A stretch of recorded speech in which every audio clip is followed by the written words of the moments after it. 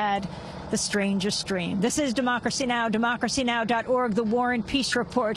Above me, a helicopter is hovering overhead. We're just at the port in Oslo, Norway. I am standing just in front of Oslo City Hall, where the 2012 Nobel Peace Prize ceremony has just wrapped up. People are now coming out. Not far from here is the Museum of Resistance, the Norwegians who resisted the Nazis in World War II. Well, on Sunday, hundreds of Norwegians held a torch-lit march in Oslo to criticize the selection of the European Union for the Nobel Peace Prize. Just before the march, I sat down with Hedda Langemyr, the director of the Norwegian Peace Council.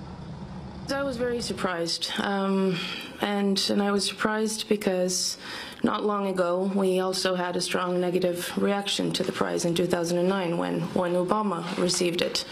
Last year, when it was given to Tawakkol Karman and Bowie and Sirleaf Johnson, we maybe naively hoped that the Nobel Committee was on better thoughts and had better intentions with the prize. However, it was a big disappointment for us because we believe that this year's prize contradicts with Nobel's will and the intentions for the prize. What is Alfred Nobel's will? What does it say? It says that the award should be given to the person that has done most or best for disarmament, for fraternity, and for the organization of peace congresses the last year. If you look at the EU is, of course, no single actor. It's not a person. They haven't done that much for peace the last year, and they are actively facilitating armament processes which contradict with the disarmament component in Nobel's will. How are they facilitating armaments? Well, the member states of the EU, they have had an enormous increase in the weapon industry. This goes for Turkey, it goes for, well, particularly it goes for Germany. The EU member countries also represent about 1/3 of the global arms export in the world. And there are nuclear weapons placed in 5 different EU countries. What the EU as an institution does to facilitate this is through something called the ICT directive that was introduced this year. So the year they're receiving the Nobel Peace Prize, they are launching a directive that facilitates weapon industry and export through making the industry a part of the internal market, which means that it's much easier for the EU member countries to avoid their national legislators on this. So it's liberalizing the conditions for weapon production and export. And how clearly are you heard in Norway when you speak out? Explain how the Nobel Peace Prize is decided. The Nobel Committee consists of 5 members appointed by Parliament, and it's in a very closed and confidential process that not a lot of voices are members of or included in at all. What we do is that we comment on this on an annual basis, trying to invite the Nobel Committee to a debate on how to come back to the fundament that this prize was built on in the very beginning, which it seems that the Nobel Committee is moving further and further away from. In that sense, we have fairly easy access to media. We do a lot of public debate work, and we do a lot of pure informational work, because a lot of the people in Norway don't necessarily know so much about Nobel's will, or know so much about the Nobel Committee, or know so much about the criteria for the prize. So one of our main tasks also in this period of time is to inform about this, to wake public consciousness and to wake public mobilization. Why did you oppose President Obama receiving the Nobel Peace Prize in 2009, and do you feel the same way about him today in 2012? Well, opposing in 2009 was very easy.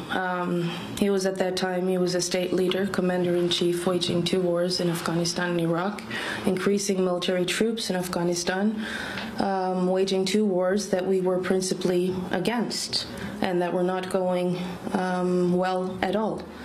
And in that sense, that was a very clear paradox. You're giving the Peace Prize to a warrior.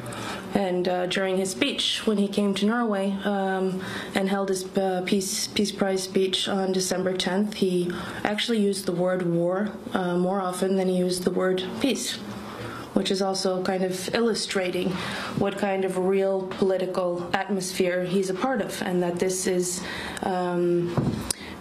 not only is it different from, but it's incompatible with the intentions of the prize and the guidelines for the prize. Finally, you've talked about the European Union militarizing the world. On the issue of the austerity programs that have been imposed on southern European countries, can you talk about your concerns there? Well, when it comes to the packages to Greece, for instance, the EU is dictating major cuts in certain parts of their national budgets, but at the same time, they're delivering a premise that is that Greece is not to reduce their weapon import, which means that relatively, EU is dictating an armament process in Greece in a situation where they are severely suffering, and there are extremely many different obstacles and dilemmas to be handled. And in that sense, the weapon import, it's not reflecting security political need even, but it's a waste of money. And it's leading to a rearmament process in Greece that nobody is really served with. And this is also, just one of many examples of how the EU, through this, is facilitating the weapon flow and arms economy and arms profit. Finally, can you tell us about the building that your window overlooks?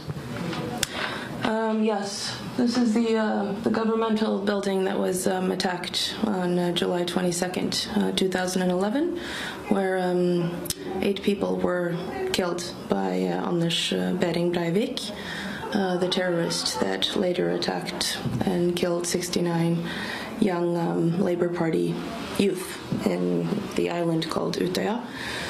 And I also think that the physical closeness of those acts of extremism and those acts of brutal violence also is a constant reminder for us working here in the Peace House of what kind of forces we are up against and have to continue working against also in the time to come. That's Hedda Langemyr, the director of the Norwegian Peace Council, speaking yesterday, just before the peace protest. She also attended the 2012 Nobel Peace Prize ceremony today, right behind me at Oslo City Hall. The ceremony has just ended. About 20 heads of state in Europe and heads of government are now conducting a working lunch before the big banquet at the Grand Hotel. This is Democracy Now!, democracynow.org, the War and Peace Report. I'm Amy Goodman, and we are in Oslo, Norway, on this December 10th, the International Human Rights Day, the day that Alfred Nobel died. Sundays. Thanks so much for watching this report from Democracy Now!, your daily independent global news hour. We don't accept advertising or corporate funding, but rather rely on donations from viewers like you. Please make your contribution by visiting democracynow.org. We need your support today to keep bringing you this hard-hitting, in-depth reporting.